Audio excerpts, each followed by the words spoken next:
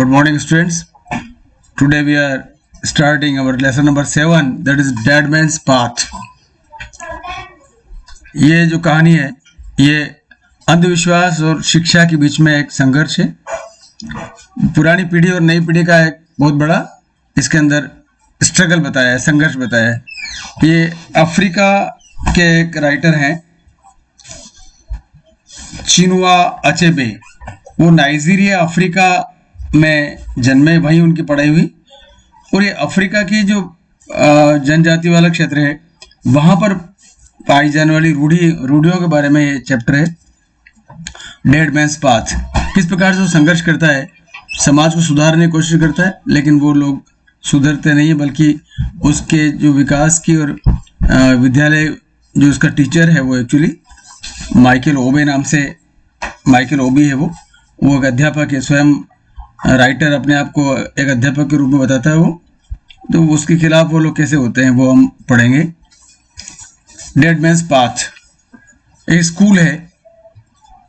उस आदमी ने बड़ी मेहनत करके स्कूल को डेवलप किया, बड़ा अच्छा बगीचा लगाया, वहाँ पर बच्चों को पढ़ा रहा है वहाँ पर आदमी हो। उसकी पत्नी भी उसमें सहयोग दे रही है। ये बच्चे हैं, बहुत सुंदर बगीचा लगा रखा है। लेकिन जो समस्या वो आती है कि उस स्कूल के अंदर होकर के एक रास्ता जा रहा है जो कब्रिस्तान तरफ जा रहा है, उसके लिए झगड़ा होता है। हम आगे पढ़ेंगे तो मालूम पड़ेगा। ये स्कूल है, बड़ा सुंदर सा स्कूल है। मेहनत करके उसने, माइकल ओबी और उसकी पत्नी ने ये इसको डेवलप किया है। हम इसके बारे में पढ़ेंगे। अबाउट द राइटर पढ़ेंगे पहले। राइटर कौन है वो? Chinua Achebe was a famous Nigerian novelist. Nigeria Africa का एक कंट्री है, वहाँ का एक फेमस नॉवेलिस्ट रहे हैं वो Chinua Achebe. Nigerian novelist, poet, professor, he was a professor in college also and a critic, समालोचक रहे हुए हैं। He was born and educated in Nigeria Africa. His most famous novel is Things fall Apart. उसका सबसे बढ़िया, सबसे प्रसिद्ध novel जो रहा है वो थिंग्स फॉल अपार्ट है। His other novels include no longer at ease, arrow of God, a man of the people and anthills of Savannah. Savannah, Savannah Africa के घास के मैदान मानते हैं, पाए जाते हैं। बहुत बड़े विशाल सवाना के मैदान है, रेगिस्तान और सवाना की घास के मैदान। Achebe's writings express the Nigerian culture. Man जो उनकी राइटिंग्स हैं, जो लेखन है, उसमें नाइजीरिया की कल्चर झलकती है, नाइजीरिया का संस्कृति का वर्णन किया है। Specially the traditions of Igbo society. वहाँ की एक जनजाति इग्बो नाम की जनजाति है, उसके बारे में ज़्यादातर वहाँ के ट्रेडिशंस स्पेशली उसका वर्णन किया है। The effects of Christian influences, और उस कल्चर पर क्रिश्चियन इन्फ्लुएंसेस, ईसाई धर्म का जो प्रभाव बढ़ा, ईसाई धर्म का प्रचार होने के बाद वहाँ की संस्कृति में जो परिवर्तन आया और उससे संघर्ष हुआ। एंड द क्लेश हिंदी में भी होता है, क्लेश करना, अशांति करना। यहाँ क्लेश का मतलब स्ट्रगल, संघर्ष। किसका क्लेश रहा बीच में? Clashing of western and African values. बिल्कुल एंटायर डिफरेंट है। वेस्टर्न यूरोपियन कल्चर है, अफ्रीकन काफ़ी ट्रेडिशनल और वनवासी जंगली जनजातियां रही पहले। अब धीरे धीरे उनका काफ़ी तेज विकास हो रहा है। तो जो क्लेश था वो किसके बीच में था? वेस्टर्न एंड अफ्रीकन वैल्यूज के बीच में। During and after the colonial era, एक और बड़ी चीज समझनी पड़ेगी। During and after the colonial era, colonial era समझना पड़ेगा। कॉलोनियल एरा मीन्स औपनिवेशिक युग। जब ब्रिटिश साम्राज्य था, पूरे संसार को उसने अपने अधीन कर रखा था। अफ्रीका भी उससे नहीं बचा था, नाइजीरिया भी नहीं बचा था।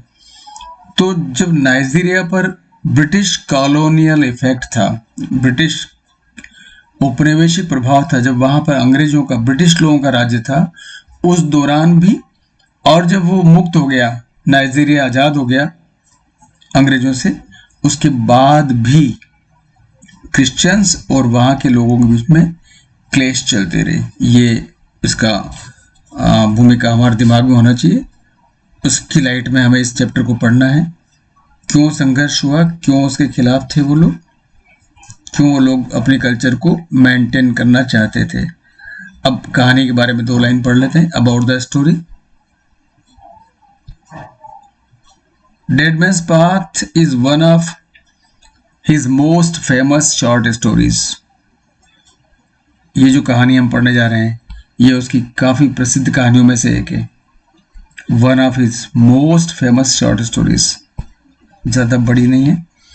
इन दिस स्टोरी द कॉन्फ्लिक्ट, संघर्ष, clash takes place between the priest representing the traditions. जो पादरी है, पुजारी है उस गांव का पुजारी, पादरी नहीं कहेंगे उसको, पुजारी कहेंगे। पादरी क्रिश्चियंस होते हैं, वो क्रिश्चियन नहीं बल्कि वहां का जो ट्रेडिशनल पुजारी है वो। Priest representing the traditions of the village forefathers. Village forefathers, गांव के जो पूर्वज हैं उन लोगों की परंपराओं का प्रतिनिधित्व करने वाला पुजारी। एक तरफ तो वो है, एंड द न्यू हेडमास्टर। इधर ऑपोजिट साइड में कौन है, दूसरी पार्टी कौन है, the new headmaster of Ndume central school. And Ndume silent है, ड्यूम सेंट्रल स्कूल उसका हेडमास्टर। इन दोनों 2 पार्टीज है, 2 के बीच में संघर्ष होता है। दोनों अलग अलग परंपराओं का रिप्रेजेंटेशन कर रहे हैं। ये जो प्रीस्ट है ऊपर वाला, ये कर रहा है विलेज फोर फादर्स के ट्रेडिशन को, और जो हेडमास्टर है वो किसको रिप्रेजेंट कर रहा है, representing modern ideas and education. वो रूढ़ियों से बाहर निकल के आधुनिक विचार और शिक्षा पर जोर लगाता है। इन दोनों के बीच में क्लेश है, इन दोनों के बीच में कॉन्फ्लिक्ट है, संघर्ष है, और उसका रिजल्ट क्या निकलता है मालूम है? एज अ रिजल्ट उसका परिणाम क्या रहता है? A tribal war situation develops. Tribal, जनजाति युद्ध की परिस्थिति तैयार हो जाती है, युद्ध की तैयारी होती है between the school and the village. School को पार्टी बना लिया उन्होंने और सामने है विलेज। उस टीचर का कोई लेना देना नहीं है, वो उस गांव को सुधारना चाहता है, लेकिन प्रॉब्लम ये है कि वो क्रिश्चियन है, वो मॉडर्न आइडियाज लागू करना चाहता है, और जो रूढ़िवादी ट्रेडिशनल लोग हैं वो उसको लागू नहीं होने देना चाहते। बात कुछ दूसरी है, कहाँ नहीं लागू होने देना चाहते वहां हम पढ़ेंगे। किस छोटी सी बात को लेकर के या किस ट्रेडिशनल बात को लेकर के क्लैश होता है और हेडमास्टर को और स्कूल को नुकसान होता है। Let's start the chapter. कहानी का जो मेन हीरो है, पात्र है, जो खास इसका रिप्रेजेंटिंग कैरेक्टर है वो है माइकल ओबी। सीधी स्टार्ट हो रही है कहानी, एकदम एब्रप्टली स्टार्ट कर रही है। माइकल ओबीज होप्स वर फुलफिल्ड। सीधे हमको कुछ नहीं बताया गया पहले कौन है माइकल ओबी, कौन क्या है। माइकल ओबी की आशाएं पूर्ण हो गई, much earlier than he expected. जितनी उसको अपेक्षा थी उससे पहले उसकी आशाएं भगवान ने पूरी कर दी। क्या हो गया उसके साथ, क्या पॉजिटिव पॉइंट हो गया उसके साथ, क्या सफलता हो गई? ही वॉज अपॉइंटेड हेडमास्टर, उसको हेडमास्टर अपॉइंट कर दिया गया ऑफ ड्यूम स्कूल, ड्यूम सेंट्रल स्कूल। एक गांव के अंदर ड्यूम सेंट्रल स्कूल में उसको हेडमास्टर बना दिया गया in January 1949। It had always been an unprogressive school. जहां उसको पोस्ट किया ना वो स्कूल बड़ा रूढ़िवादी था, अनप्रोग्रेसिव, उसका विकास नहीं हो रहा था, कोई अच्छे रिजल्ट्स नहीं थे, बच्चे पढ़ नहीं रहे थे, उसकी बिल्डिंग का डेवलपमेंट भी नहीं हो रहा था। वो स्कूल सेंट्रल स्कूल था, मिशनरी उसको चला रहे थे, क्रिश्चियन मिशनरीज। मिशन वर्ड आ रहा है आगे। So the mission authorities, mission मतलब क्रिश्चियन मिशन, मिशन का मतलब होता है धार्मिक आधार पर किसी संस्था को चलाना। उनका एक टारगेट होता है, लक्ष्य होता है, जैसे क्रिश्चियन मिशन है। और भी कई समाज होगा, रामकृष्ण मिशन नाम सुना होगा, ऐसे कई मिशंस। मिशंस मतलब उनका एक बड़ा टारगेट है, वो एक अलग समूह है, वो अपना एक मिशन चलाते हैं, अपना आंदोलन जैसा कह सकते हैं उसको, या फिर किसी टारगेट को लेकर के अपना एक संगठन होता है, तो दैट इज कॉल्ड मिशन। यहाँ जो मिशन अथॉरिटीज है वो क्रिश्चियन मिशंस हैं, क्रिश्चियन मिशनरीज हैं। उन्होंने ये पता लगाया कि ये स्कूल जो है नुकसानदायक है, ज़्यादा विकास नहीं हो रहा है, हमारा पैसा लग रहा है यहाँ पर लेकिन रिजल्ट्स नहीं आ रहे हैं। तो उन्होंने इस प्रकार का सोचा, mission authorities decided to send a young and energetic man to run it. Energetic man and a young man, उनकी निगाह में माइकल ओबी जो था वो एक अच्छा एनर्जेटिक आदमी था और यंग आदमी था, उसको चलाने के लिए, स्कूल को चलाने के लिए उसको भेजा गया। सो रीजन क्या था?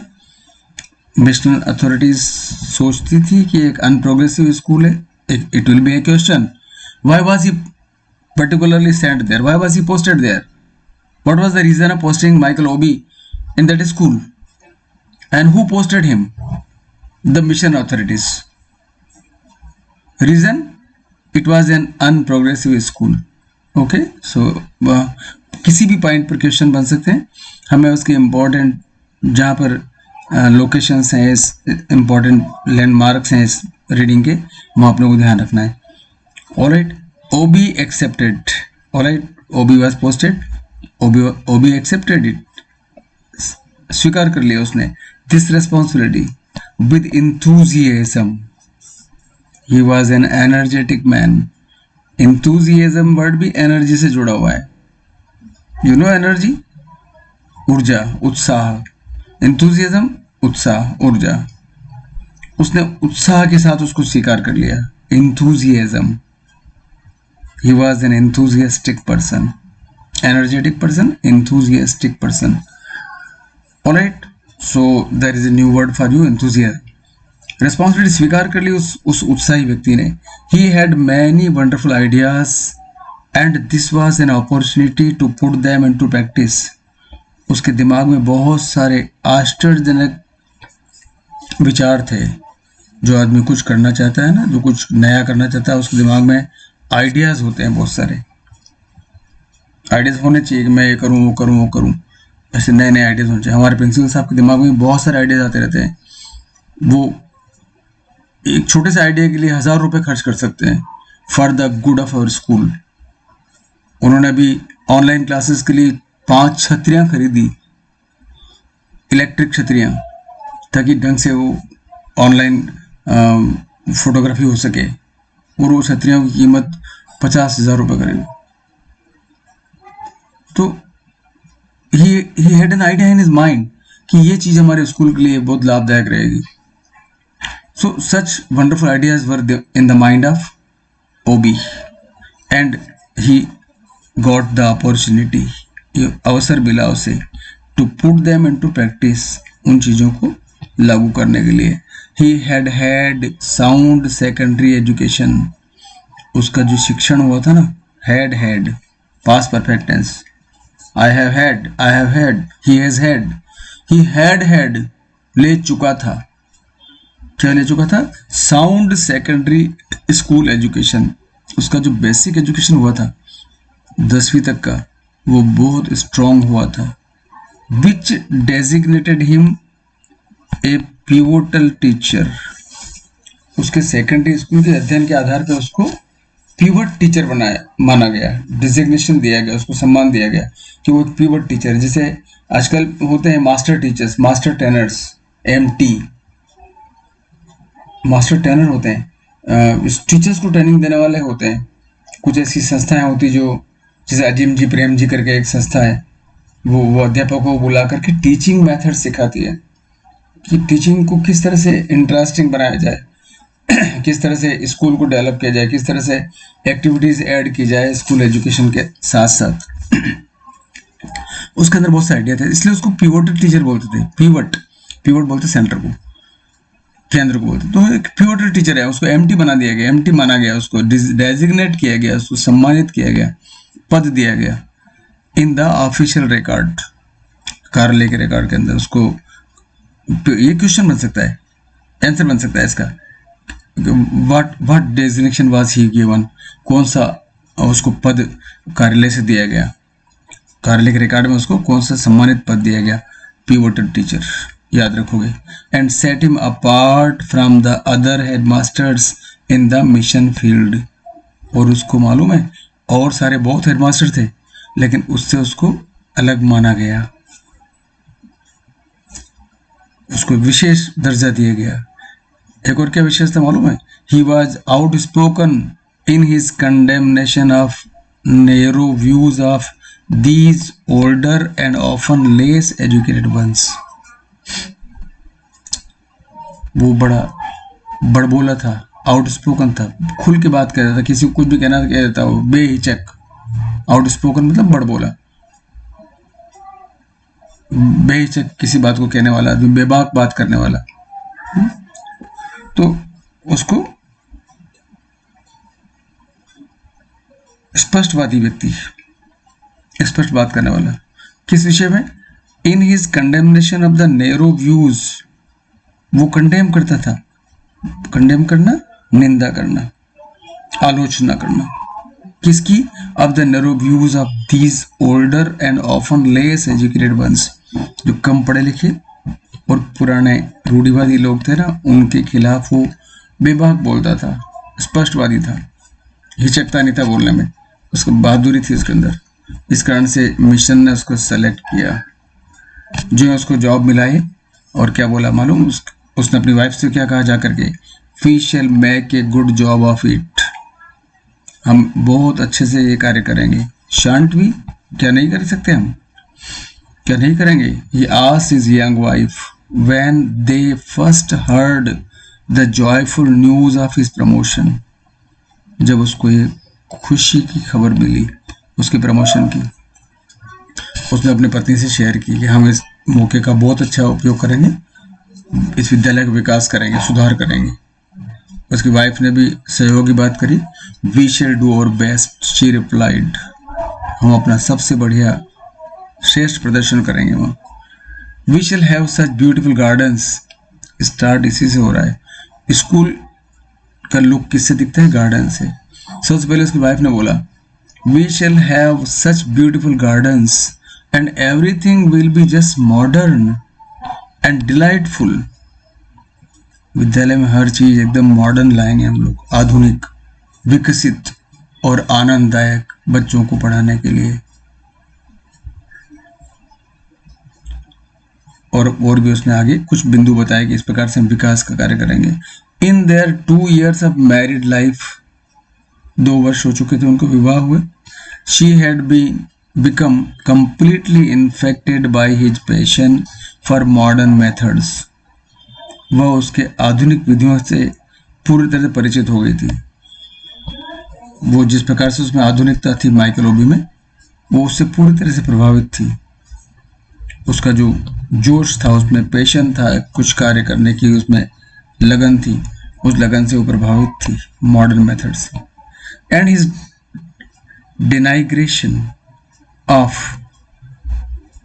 denigration of these old and superannuated people, अंधविश्वासी, superannuated person,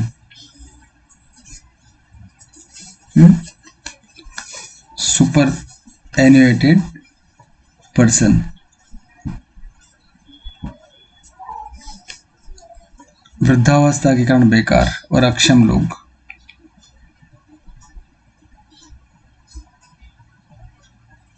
उनको वो नकारता था।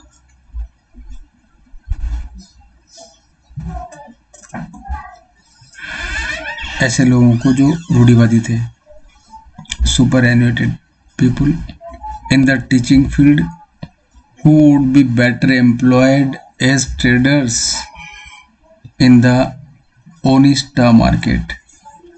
उन लोगों को तो क्या किया जाना चाहिए, व्यापारिक रूप में भेज देना चाहिए ओनिशा मार्केट में, वो टीचर के काबिल नहीं है, ऐसा उसका मानना था। ये जो पुराने बूढ़े और बेकार अक्षम लोग, वृद्धावस्था के कारण शिक्षण क्षेत्र में पुराने, शिक्षा में अपडेटेड होना चाहिए आदमी, पुराने सिस्टम्स बदलते जा रहे हैं, नए सिस्टम लागू होते जा रहे हैं, तो वो कहता है कि ये जो लोग हैं पुराने लोग, इनको तो ओनिशा मार्केट में ट्रेडर्स बना दिया जाना चाहिए, व्यापारी बना देना चाहिए, दुकानदारी करें, ऐसा वो बोलता था। She began to see herself already as the admired wife। और जो इस न्यूज़ मिली उसी दिन से वो अपने आप को एक सम्मानित पत्नी मानने लगी थी। किसकी? Of the young headmaster, the queen of the school. School की क्वीन बन गई थी वो अपने आप में, उसके दिमाग में सोचने लगी थी कि मैं स्कूल में क्वीन की तरह रहूंगी और बहुत सारा उसमें विकास में मदद करूंगी। The wives of the other teachers would envy her position। envy, ईर्ष्या करना, ये वर्ड भी शायद तुम लोग पढ़ पा रहे होंगे। wives किसका प्लूरल है? ये वाइफ का, एफ हट करके वीएस, जहाँ एफ हट कर वीएस होता प्लूरल में, wives, calves, shelves, leaves, LEAVES, ये ध्यान रखना है, प्लूरल बनाने का नियम है, एफ हटा करके वीएस। तो the wives of the other teachers would envy her position. जब वहां जाएगी ना तो और टीचर की पत्नियां उससे एनवी करेगी, ईर्ष्या करेगी। वो हेडमास्टर की पत्नी है और बहुत विकसित दिमाग की है। She would set the fashion in everything. वह हर चीज में एक कलात्मकता लाएगी, नई शैली लाएगी, फैशन, नई स्टाइल की, हर चीज में नयापन लाएगी। Then suddenly it occur to her there might not be other wives. उसके दिमाग में एक और हो सकता है और वहां दूसरी पत्नियां नहीं भी हों। Wavering between hope and fear she asked her husband. उसको आशा थी कि वहां और औरतें होगी या नहीं होगी। अपने पति से पूछा, लुकिंग एंग्शियसली एट हिम। तो उसने क्या जवाब दिया मालूम है? Our all colleagues are young and unmarried। मेरे जितने भी कलीग्स हैं, जो साथी हैं अपने यहाँ काम करने वाले, वो सारे छोटे हैं, जवान हैं और अनमैरिड हैं।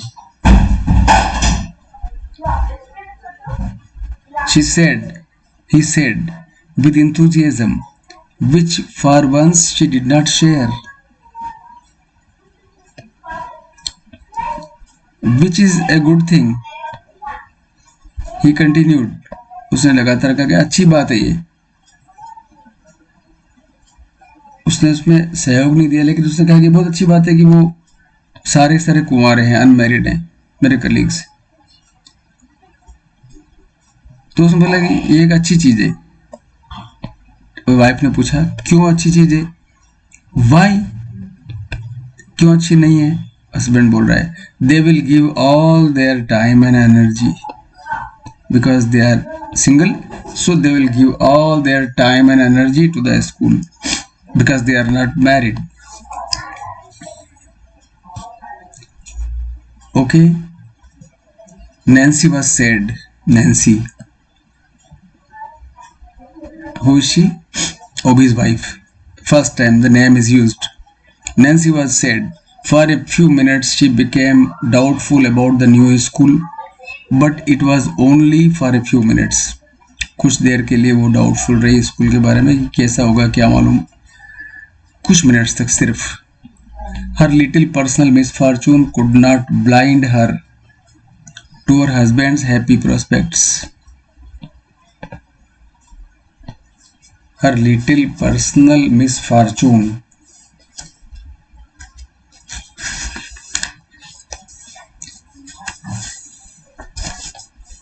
व्यक्तिगत दुर्भाग्य अपने पति की खुशी की आशाओं के प्रति अंधा नहीं कर सका। हर लिटिल पर्सनल मिसफॉर्चून, थोड़ा सा उसका दुर्भाग्य उसको पति के खुशी के प्रति अंधा नहीं कर सका। She looked at him as he sat folded up in a chair. वो उसकी तरफ देख रही थी जब वो कुर्सी पर बैठा था पाँव मोड़ करके. He was stoop shouldered and looked frail. वो थोड़ा कमजोर दिख रहा था, उसके कंधे झुके हुए दिखाई दे रहे थे.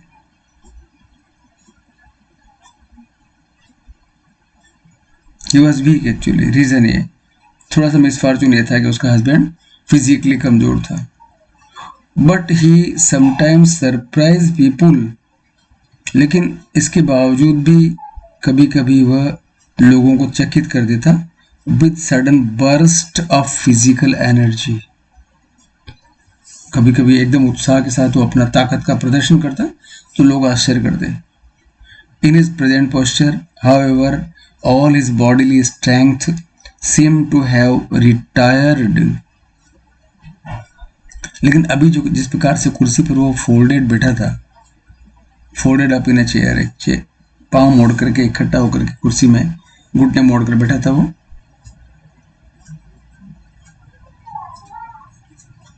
जब वो कुर्सी पर बैठा था अभी, तो उसको लगा कि बहुत कमजोर हो गया है. Seemed to have retired. Behind his bodily strength seemed to have retired. थकित हो गया है. Behind his deep set eyes. उसकी आंखें गहरी हो गई थी, अंदर बैठ गई थी. Giving them an extraordinary power of penetration.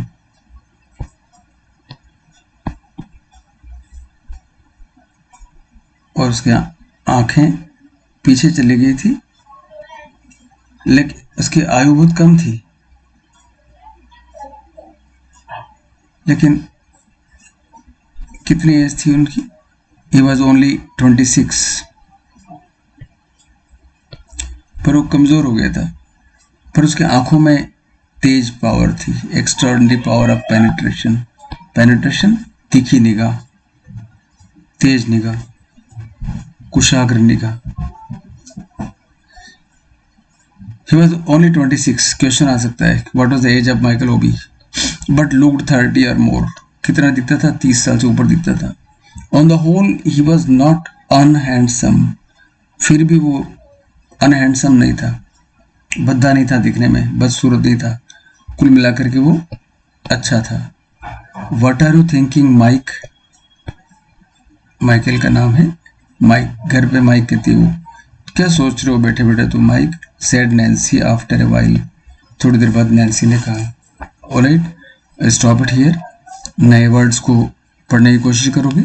I will drop vocabulary and some questions based on the text.